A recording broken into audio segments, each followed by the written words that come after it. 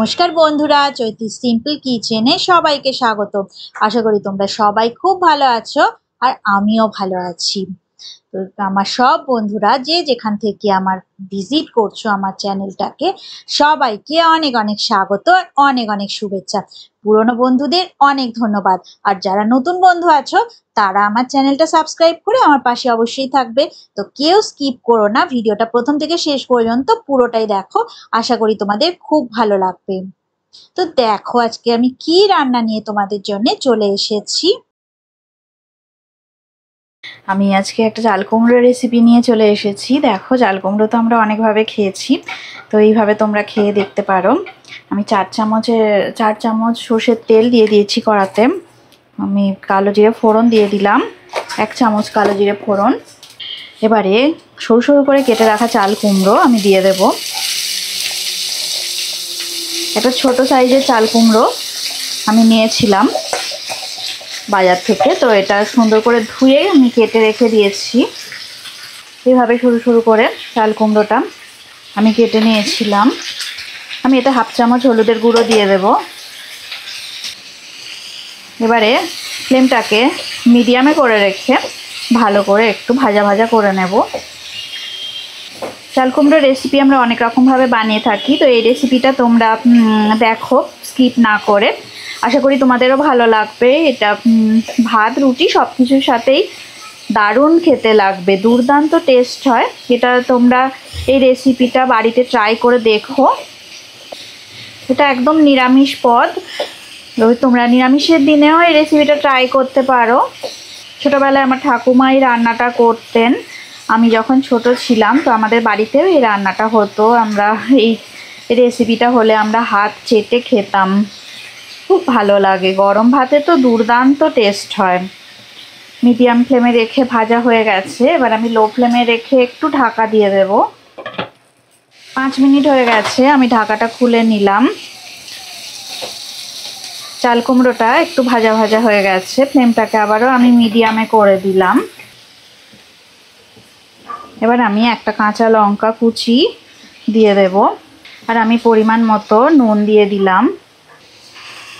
নুন আর কাঁচা লঙ্কা কুচি ভালো করে আমি চাল কুমড়ো ভাজার সাথে মিশিয়ে নেব। 1 মিনিট এইভাবে নাড়াচাড়া করার পরে আমি 1 কাপের মতো নারকেল কোড়া নিয়ে নিয়েছি, এইটা আমি দিয়ে দিলাম। 1 কাপ কোড়ানো নারকেল ভালো করে চাল কুমড়োর সাথে আমি মিশিয়ে নেব। 2 মিনিট এইভাবে নাড়াচাড়া করার পরে আমি জল দিয়ে দেব। আমি কাপ মেপে 2 কাপ জল দিয়ে দেব।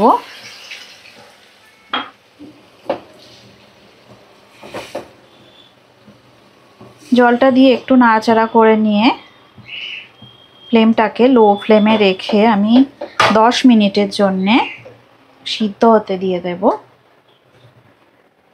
ফিরে আসছি 10 মিনিট পরে। ঢাকাটা আমি খুলে নিলাম।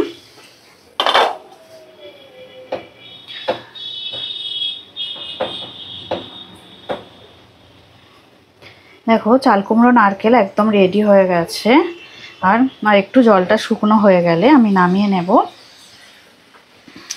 রান্নাটা সার্ভ করে দেব। যেহেতু নিরামিষ রান্না, আমি একটু চিনি দিয়ে দিলাম। একটু মিষ্টি মিষ্টি হলে স্বাদটা খুবই ভালো হয়। চিনিটা দিয়ে আমি ভালো করে নাড়াচাড়া করে নিলাম।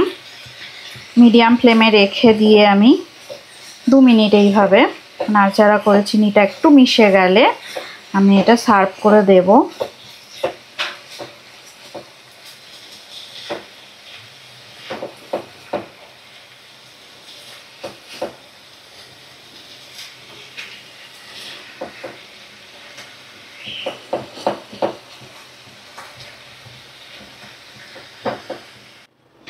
রান্নাটা আমি সার্ভ করে দেব।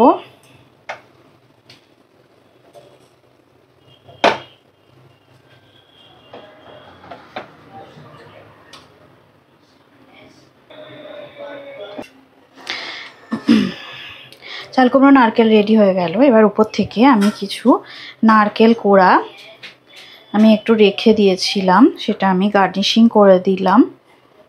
গার্নিশিং করে আমি এটা সাজিয়ে দিলাম।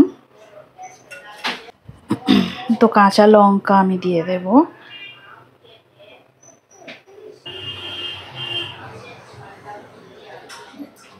চাল কুমড়ো নারকেল একেবারে রেডি হয়ে গেল। এই রেসিপিটা যদি ভালো লেগে থাকে অবশ্যই লাইক দেবে, শেয়ার করবে, আর আমাকে কমেন্ট করে আমাকে জানাবে যে তোমাদের কেমন লাগলো এই রেসিপিটা। আর তোমরা অবশ্যই বাড়িতে ট্রাই করবে। ততদিনে তোমরা ভালো থাকো, সুস্থ থাকো, আর আমার রেসিপি দেখতে থাকো, আর আমাকে এইভাবে ভালোবেসে যাও। তাহলে আমি আরও নতুন নতুন রেসিপি তোমাদেরকে উপহার দেবো। আজকের মতো টাটা। নেক্সট ভিডিওতে আবার নতুন রেসিপি নিয়ে তোমাদের সঙ্গে দেখা হবে।